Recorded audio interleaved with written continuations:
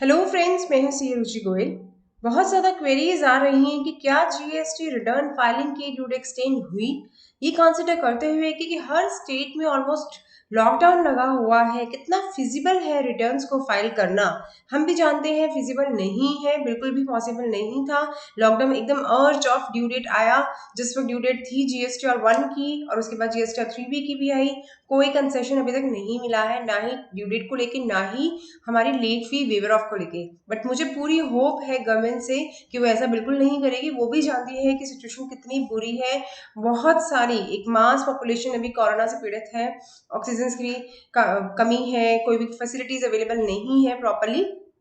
कितना डर है लोगों के बीच में, तो पॉसिबल ही नहीं है कि लोग बाहर निकले अपने सीए के पास जाए, या सीए भी अपने ऑफिस जाए और काम करके टाइम से रिटर्न फाइल कर पाए। पॉसिबल नहीं है, तो इसको कंसिडर जरूर किया जाएगा। मैं श्योर, मुझे पूरा विश्वास है अपने फाइनेंस मिनिस्टर जी पे कि वो थोड़ी सी समझदारी से ध्यान दें, काम करेंगे और रिटर्न्स की ड्यू डेट को एक्सटेंड करेंगे। बट उससे पहले मैं आपको बता देती हूँ कि एक गुड न्यूज तो आ चुकी है। जी हाँ, एक अच्छी खबर है हमारे पास, ड्यू डेट एक्सटेंशन पे ही है। तो गवर्नमेंट इसके ऊपर विचार कर रही है। इसका मतलब आप समझ सकते हैं कि ड्यू डेट्स की फिर से एक्सटेंशन शुरू हो गई है। ये एक प्रेस रिलीज है जो आई थी, और इसमें साफ साफ लिखा है कि ड्यू डेट्स को एक्सटेंड करके, जो पहले 30 अप्रैल थी जिनकी ड्यू डेट, उनकी एक्सटेंड करके अब फाइनली 30 जून कर दी गई है। तो हाँ, आप देख सकते हैं कि कैसे गवर्नमेंट हमारे लिए कुछ काम कर रही है, हमारा सपोर्ट कर रही है। हम देखते हैं कि किन किन ऐसी चीजें हैं, कौन कौन से ऐसे कंप्लायंसेस हैं जिनकी ड्यू डेट्स को एक्सटेंड कर दिया गया है।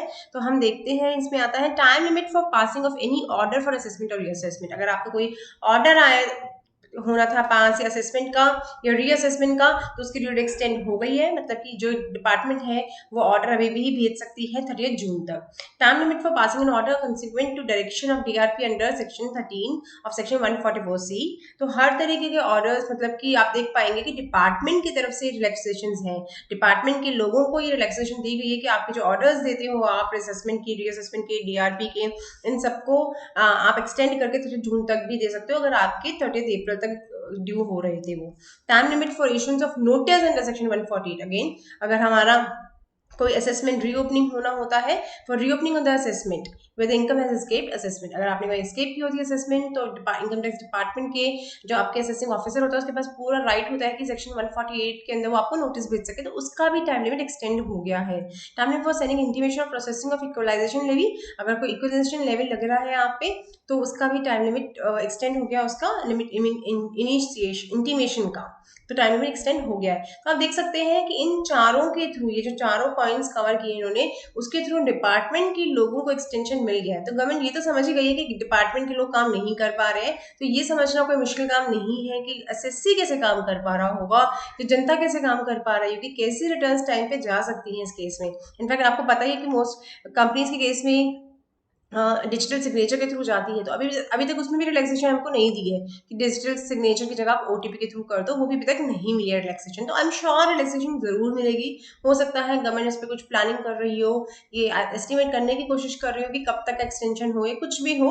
But I am very much hopping कि ड्यू डेट एक्सटेंड होगी। नेक्स्ट एक इंपॉर्टेंट पे आपको बता देती हूँ, ड्यू डेट एक्सटेंशन जो बहुत बार हो चुकी है, एक बार और हो गई है विवाद से विश्वास एक्ट के तहत। अगर आपके पास टाइम जो था 30 अप्रैल था, विवाद से विश्वास का time for payment and amount payable, अगर आप पे करना चाहते थे अमाउंट, तो 30 अप्रैल की ड्यू डेट थी। डिक्लेरेशन आप दे चुके थे, अगर आपको टाइम था आपका पे करने का 30 अप्रैल था, अगर वो टाइम 30 अप्रैल तक फॉल कर रहा है आपका, तो आपको एडिशनल अमाउंट दिए बिना आपकी ड्यू एक्सटेंड होकर 30 जून हो गई है। मतलब विवाद से विश्वास का जो टैक्स पे करना था आपको, कि आपको पेनल्टी इंटरेस्ट नहीं दिएगा, जब आपको कोई क्वेश्चन किया नहीं जाएगा, कुछ नहीं होगा, आप अकॉर्डिंग जो टैक्स बनता पे कर दो। अगर अभी तक आपने एस्केप किए हैं असेसमेंट्स को, या फिर अपने एस्केप किए इनकम को, या डिस्क्लोज नहीं की थी इनकम, तो अब आप कर दो और टैक्स पे कर दो। तो डिक्लेरेशन पहले देनी थी, अब आपको अपना टैक्स अमाउंट पे करना था, उस पे करने का अमाउंट जो है उसकी ड्यू एक्सटेंड होकर 30 जून हो गई है। तो अगेन एक बेनिफिट दिया गया है एसएससीज के लिए। नाउ हम एसएससीज की बात करते हैं, तो एसएससीज को देना शुरू कर दिया है। तो I am very much hopping कि ड्यू एक्सटेंड होगी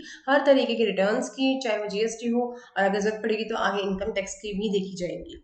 तो अभी हम जीएसटी रिटर्न्स की ही बात करते हैं। तो जीएसटी रिटर्न्स की ड्यू अभी तक तो कोई एक्सटेंड नहीं हुई, तो मैं फाइनली फिर से बता देती हूँ, कोई लेट फी वेवर ऑफ नहीं है, कोई एमनेस्टी स्कीम अभी तक दी नहीं गई है, कोई ड्यू एक्सटेंड नहीं हुई है अभी तक जीएसटी की। Hoping for the best. ऐसा ज़रूर है कि हम सोच सकते हैं कि एक्सटेंड होगी, ये सब चीज़ें होंगी, पर अभी तक ऐसा कुछ भी नहीं है। बट अभी तक जो हमें बेनिफिट दिया गया है वो विवाद से विश्वास एक्ट के तहत दिया गया है कि आपको जो अमाउंट पे करना था वो आप 30 जून तक कर सकते हो। इसके अलावा 4 बेनिफिट्स डिपार्टमेंट को ही दिए गए हैं, डिपार्टमेंट के लोगों को दिए गए हैं। तो आई होप आपको ये इंपॉर्टेंट लगा होगा मेरा वीडियो आज का। इस तरह से और भी इंपॉर्टेंट वीडियोस और शेयर करती रहूंगी मैं, इंपॉर्टेंट अपडेट्स मैं आपको देती रहूंगी। जैसे ही ड्यूरेक्ट एक्सटेंड होती है उसका भी अपडेट हम आपको देंगे, जरूर देंगे। और इसी तरह से जुड़े रहिए, हमारे चैनल को सब्सक्राइब जरूर कीजिए। Thanks for watching my video. Thank you.